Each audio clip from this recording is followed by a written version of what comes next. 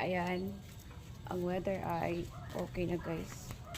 Medyo makulimlim pa rin dahil sa palaging umuulan at saka mayroong weather, bad weather guys. So yun, mag-iikot-ikot lang muna ako dito para makakuha ko ng video guys, kasi matagal nang hindi ako nakaka-upload sa aking dito sa YouTube channel guys. So thank you so much sa mga nagsilip ng aking short video. Sana mag-subscribe kayo guys para